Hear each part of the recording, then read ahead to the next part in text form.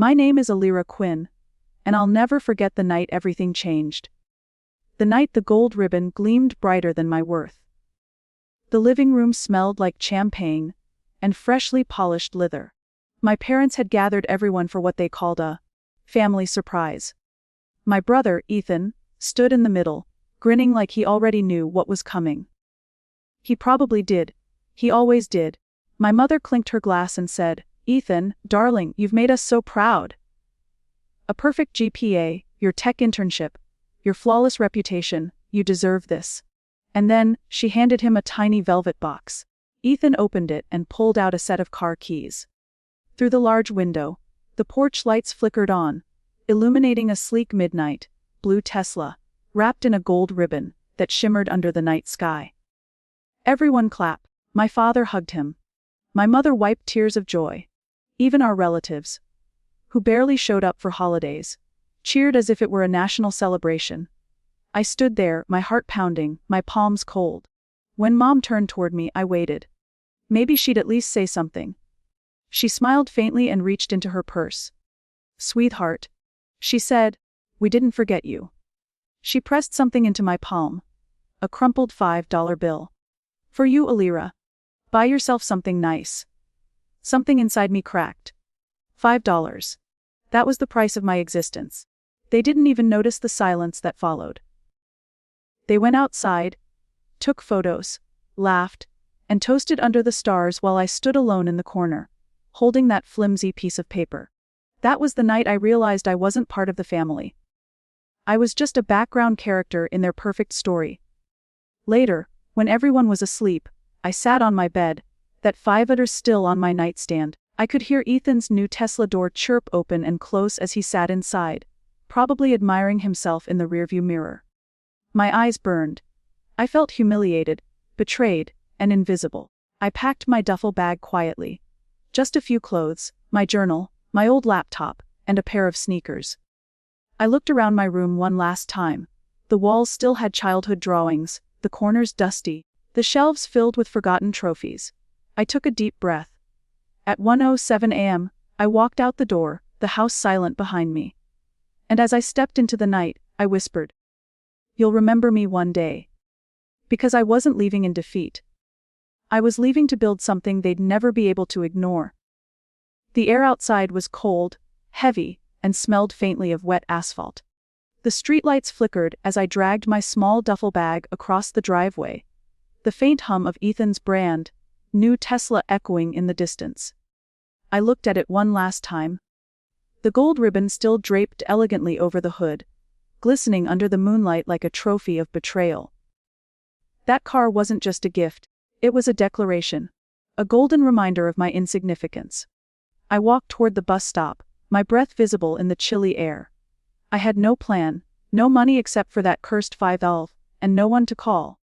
But for the first time in years, I felt free.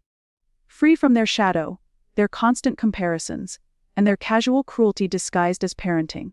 The bus driver looked at me suspiciously when I dropped the single bill into the slot and took a seat at the back.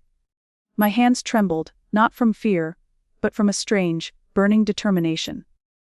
That night, as the city lights blurred past the fogged-up window, I made myself a promise. I won't be their disappointment anymore. I'll be their biggest regret. I reached the downtown station just before sunrise. The streets were still damp from the night rain, and the city was slowly waking up.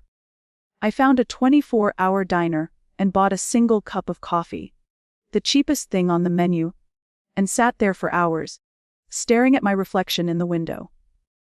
My reflection didn't look like a victim. It looked like someone on the verge of transformation. I started looking for work the next morning. Anything I could find. Dishwashing, cleaning, data entry, odd jobs. I slept in shared hostels and sometimes on park benches when I couldn't afford rent. Every rejection stung, every insult cut deep, but every hardship hardened me. Months passed. I learned to live without comfort. I saved every dollar, every coin, and studied coding online using that old laptop I'd taken from home. No one checked on me. Not a single message. Not even a, "Where are you?" But I didn't need them anymore. The silence became fuel. One night, nearly a year later, I got my first freelance client. A small web design project for a boutique store. I worked all night, fueled by coffee and anger. When the client sent me my first payment, 400s, I cried. Not because of the money, but because for the first time in my life, I earned something that was mine. And from there, everything changed. I built connections online, joined remote projects, took certifications, and within 2 years, I launched my own digital design agency. Alyra Studios. I wasn't just surviving anymore. I was winning, but destiny has a cruel sense of humor. One evening, I got an email from a major client, a luxury automotive startup that wanted to rebrand its entire online presence. Their CEO's name stopped me cold. Ethan Quinn, my brother. The same brother who had laughed under the gold ribbon, sipping champagne while I held $5 in my hand. I stared at the screen, my pulse racing. Fate had brought us full circle. A smirk tugged at my lips. All right, Ethan, I whispered. Let's see how much that Tesla's worth now. Because this time, the girl with $5 was holding all the power. When I saw Ethan's name on that client brief, 1,000 memories flashed before my eyes. Laughter that excluded me, dinners where my words never mattered, birthdays they forgot. But this time, I wasn't the forgotten one. I was the professional they needed. I reread the email. Hello, Ms. Quinn. We're looking for a creative lead to handle our upcoming brand expansion. I've heard outstanding things about your work. Let's discuss terms. It was signed Ethan Quinn, CEO, Novatech Motors. I stared at the signature, my heart thundering. He didn't even realize it was me. The sister he'd last seen disappearing into the night. He just saw another name on a screen. Good, that gave me power. When the meeting day arrived, I dressed sharply. A black suit, hair pulled into a sleek bun. A quiet elegance that demanded attention without words. My company, Alyra Studios, had grown reputable enough to command respect. I walked into Novatech's glass tower lobby, the scent of success and irony thick in the air. The receptionist led me to the top floor. My heels clicked against the marble, echoing like a countdown. When the elevator doors opened, Ethan was there. Older, confident, still smug. But I saw it now, the arrogance that once blinded me. "Ms. Quinn," he said, offering his hand. "Thank you for coming." I shook it, my voice calm. "The pleasure's mine, Mr. Quinn." He didn't recognize me. Not yet. We sat in his office. He spoke excitedly about the rebranding, the new vision, the future of his company. I listened, nodding occasionally, taking notes like the perfect consultant. When he finished, I leaned forward. "I can help you make this brand unforgettable," I said softly. "But I have conditions." He raised a brow. "Conditions?" "Yes," I replied. "I require full creative control, access to your internal team, and payment up front. My rate is 50,000 for the initial phase." His eyes widened slightly, but his ego wouldn't let him negotiate. "You've got a deal." We shook hands again. And as he smiled, thinking he'd hired a genius, I smiled too, because he had. Just not the kind he expected. For weeks I worked under a carefully crafted mask. I led his marketing team, redesigned campaigns, and restructured his brand identity. But behind every meeting, every email, I was digging, searching through company archives, investor records, anything that revealed who he really was. And I found it. Hidden beneath layers of documents, encoded files were illegal investments, shady partnerships, and evidence of tax fraud. Ethan's company was built on lies, and he'd been using our parents' retirement funds to keep it afloat. My hands shook as I read through the proof. The betrayal wasn't just personal now, it was monstrous. He hadn't just replaced me with a Tesla. He'd destroyed our parents' trust to build his empire. And suddenly, my revenge wasn't about $5,000 anymore. It was about justice. I printed the files, stored backups, and waited for the perfect moment. Ethan trusted me completely now, his brilliant consultant, his lucky charm. He started calling me late at night for strategy calls, sharing plans, even secrets. And every time, I bit my tongue to keep from laughing. "Keep talking, Ethan," I thought. "Every word is another nail in your golden coffin." Then came the gala. Novatech's grand anniversary celebration. Investors, press, and media were all attending. Ethan asked me to present the company's new vision to the world. Perfect. He didn't realize that his downfall was already scripted, and I was the one holding the pen. The night of the Novatech Gala arrived like a memory wrapped in gold. All shine, no soul. Cameras flashed, champagne flowed, and investors laughed in expensive suits. The ballroom gleamed beneath a chandelier that looked like frozen lightning, glittering across the marble floor. And in the center of it all stood my brother, Ethan Quinn, the man of the hour. He was everything the world loved to worship: charming, confident, powerful. But only I knew the truth, that his empire was a house built on sand and stolen trust. I watched from a distance as he laughed with our parents, who looked at him with pride so blinding it made my stomach twist. They still didn't know the full truth. Not yet. I adjusted my black gown, elegant but understated, and touched the small flash drive hidden inside my clutch. Everything I'd uncovered in the past months was stored on it: fake financial records, illegal transfers, and proof of the stolen retirement money. Tonight, I wasn't just exposing my brother. I was reclaiming every piece of myself he'd buried under their love for him. The event began with speeches. Ethan took the stage, his voice warm, confident. Tonight, he declared, we celebrate not just success, but family, legacy, and the power of dreams. Family, legacy. The words stung like acid. When he finished, polite applause filled the hall. He flashed that familiar grin, then turned to me. And now, I'd like to invite our creative director, Ms. Alyra Quinn, to unveil our future. The irony of it almost made me laugh. The man who gave me $5 was about to give me the microphone. I stepped up to the stage, my heels echoing softly across the polished floor. For a moment, I just looked out at the crowd. The journalists, the board members, the investors, the family. Their eyes shimmered with curiosity. I took a deep breath and smiled. Good evening, everyone. Tonight, we reveal something extraordinary: the truth. A ripple of confusion moved through the room. Ethan frowned slightly from his seat near the front. I continued, voice steady. Novatech has stood for innovation and excellence. But behind its success lies a story no one has heard. A story of deception, theft, and betrayal. Gasps broke the silence. Ethan stood halfway from his chair, his smile fading. Alyra, what are you doing? He hissed. I turned the projector on. The first slide appeared. A series of documents, company ledgers, and bank statements. Unauthorized fund transfers totaling $1.4 million from the Quinn Family Trust. Shell companies under Novatech's name. Illegal investment holdings. This, I said, pointing at the screen, is what built Novatech. Chaos erupted. Cameras flashed wildly. Reporters started shouting questions. Ethan lunged toward the stage, but I stepped back, holding up my phone. Everything you see has already been sent to federal regulators, major news outlets, and your investors.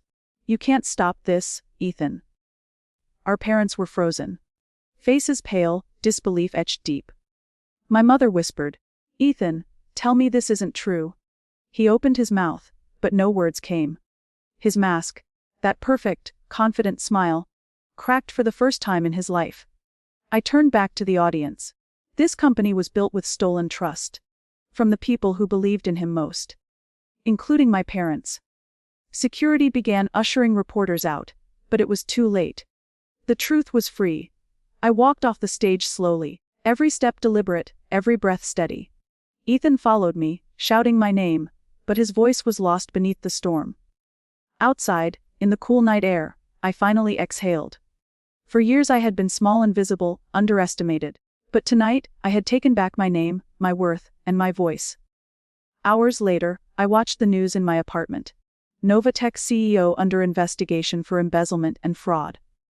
Whistleblower reveals shocking family scandal. They showed Ethan being escorted by authorities, his golden life crumbling in real time. And when my phone buzzed, it was my mother. I hesitated before answering. Alyra, she said softly, voice trembling, you were right. I'm so sorry. Tears burned my eyes, but I smiled through them. I didn't do it for revenge, Mom. I did it for the truth. That night, as I stood by my window, the The city lights flickering below like stars within reach, I realized something profound. Sometimes revenge isn't about hurting them. It's about showing them what you became without them. The morning after the gala, the world felt quieter. Not peaceful, just eerily still, like the eye of a storm that had yet to finish its course. My phone wouldn't stop buzzing. Reporters, old colleagues, even strangers on the internet calling me the woman who exposed a millionaire brother. But none of that mattered. Because beneath all the headlines, beneath the adrenaline, I felt something unexpected. Grief, not for Ethan, but for the years I spent chasing their approval, thinking I needed their love to define my worth. By noon, Novatech's collapse had begun. Stock price, 67%. Board members resigned. Federal investigation opened. The world finally saw Ethan Quinn for what he was. Not a visionary, but a thief in a tailored suit. The same man who once looked at me like I was insignificant now had his name trending next to the word criminal. And yet, I didn't feel triumph. Not yet. There was one thing left undone. A conversation that had been 7 years overdue. It happened 2 days later. My mother called again, her voice shaky. "He's asking to see you," she said. He's not doing well, Alyra. Everything's gone." I almost said no. I wanted to stay untouchable, the woman who burned her past and never looked back. But something deep inside whispered, "Finish it." So I agreed. He was waiting at our parents' old lake house. The same one where we'd celebrated every Christmas before everything fell apart. When I arrived, the place looked frozen in time. Ethan sat by the fireplace, no suit, no arrogance, just a broken man in a hoodie, staring into the flames. He looked up when I entered. For a moment, silence stretched between us, thick with everything we'd never said. "You destroyed me," he finally said, voice hoarse. I crossed my arms. "No, Ethan. You destroyed yourself. I just showed the world who you really were." He laughed bitterly. "You sound just like Dad used to. Always lecturing. Always judging. I sound like someone who learned the cost of your lies." He flinched but didn't deny it. For a long time, neither of us spoke. The fire crackled softly, casting flickering light across the room. Then he said something I didn't expect. "I didn't mean to take the retirement money. It was supposed to be temporary. A business emergency. I thought I could fix it before anyone noticed." "But you didn't," I replied. "And you didn't care who got hurt as long as you looked successful." He stared into the fire. "Do you hate me?" I thought about that for a long moment. Then I shook my head slowly. "No. Hating you means you still matter that much. I don't hate you, Ethan. I just don't care anymore."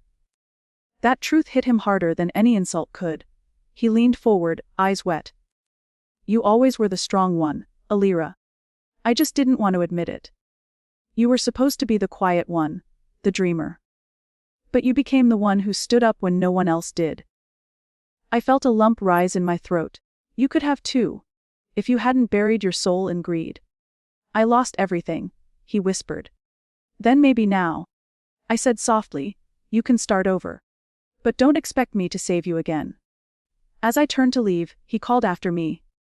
"Wait, Alyra. Why didn't you just walk away? Why expose me?" I paused at the door. "Because walking away would have meant you won. Exposing you meant I finally did." And with that, I left him there, surrounded by the ashes of his empire, the smoke of his own making.